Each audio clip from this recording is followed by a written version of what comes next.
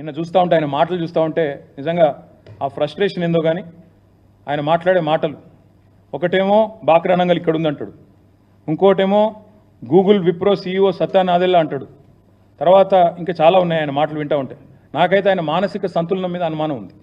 ఆయన కుటుంబ సభ్యులకు కూడా నేను విజ్ఞప్తి చేస్తూ ఉన్నా, ఆలోచించుకోండి. ఏదో అయినట్టుంది పాపం, దయచేసి చూపెట్టండి. ఎందుకంటే రాష్ట్ర భవిష్యత్తుకు ప్రమాదం. పిచ్చోడి చేతిలో రాయిలాగా రాష్ట్రం మారితే రాష్ట్రానికి ప్రమాదం.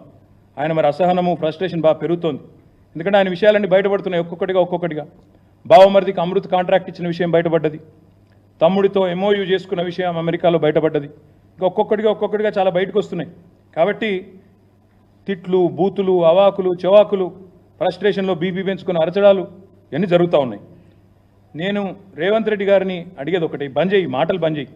ఇలాగులో తొండలు ఇడిచి పెడతా, చెట్టుకు గట్టేస్తా, సంపేస్తా, నరికేస్తా, ఏట్లో దుంకు, ఇవన్నీ బంద్, గోళీలు ఆడతా, గుడ్లతో గోళీలు ఆడతా.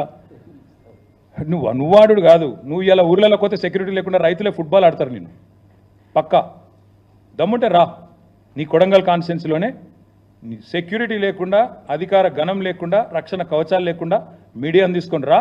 నిజంగా రుణమాఫీ అయిందా లేదా రైతులను అడుగు, వాళ్ళే చెప్తారు. ఇంకొక మాట కూడా నేను అంటా ఉన్నాను, ఇంత దివాలా కోరు ముఖ్యమంత్రి, ఇంత దిగజారుడు రాజకీయం. నేను హరీష్ రావు గారు ఉన్నాడండి, హరీష్ రావు గారు నిన్ను 15 ఆగస్టు లోపల రుణమాఫీ చెయ్యి, 6 గ్యారంటీలు అమలు చెయ్యి, 100 రోజుల్లో చేస్తా అన్నావు, చెయ్యి, చేస్తే నేను రాజీనామా చేస్తా అన్నాడు. ఇలా 2-3 చిల్లరగాలు పోస్టర్లు పెట్టింది హరీష్ రావు గారి మీద. అయిపోయింది రుణమాఫీ, నువ్వు అర్జెంటుగా రాజీనామా చెయ్యి. ఎక్కడైంది రుణమాఫీ చెప్పి చూస్తా, ఏ ఊర్లోకి వచ్చి చెప్పిస్తారో చెప్పియండి. కాంగ్రెస్ వాళ్ళు ఎవరు వస్తారో రండి. ఇంకా మళ్ళీ ఏదో చర్చకు రాజీనామా చేయి, ఇంకా ఇష్టం వచ్చిన మాటలు. అధికారంలో ఉంటే పందైనా అందంగా కనబడుతుంది, ఇవే ఆ మాటలు. ఒక ముఖ్యమంత్రి, ఉప ముఖ్యమంత్రి మాట్లాడాల్సిన మాటలు. ఒక విజన్ లేదు, విధానం లేదు, డొల్ల మాటలు, కల్లిబొల్లి కబుర్లు, అహంకారంతో ఇవాళ ఇష్టం వచ్చినట్టు మాట్లాడితే ఏం జరుగుతుందండి? అమర్ రాజా బ్యాటరీస్ జయగల్లా గారు చెప్తున్నారు. నేను ముందే చెప్పాను, అసెంబ్లీలోనే చెప్పాను, ఒక ముఖ్యమంత్రి పిచ్చోడ్లాగా మాట్లాడితే నా రాష్ట్రం దివాలా తీసింది, అప్పులపాలైపోయింది, పైకి మంచిగున్న లోపల ఎయిడ్స్ పేషెంట్ లెక్కున్నది, క్యాన్సర్ పేషెంట్ లెక్కున్నది అని ముఖ్యమంత్రి పిచ్చోడ్లాగా మాట్లాడితే డౌట్స్ వస్తాయి స్వామి ఇన్వెస్టర్స్లో. ఆయన అన్నాడు, జయగల్లా గారు ఏమన్నారు, I'm not doubting the intent, but I doubt there ability to fund or deliver on the incentives promised. అంటే ఏంది?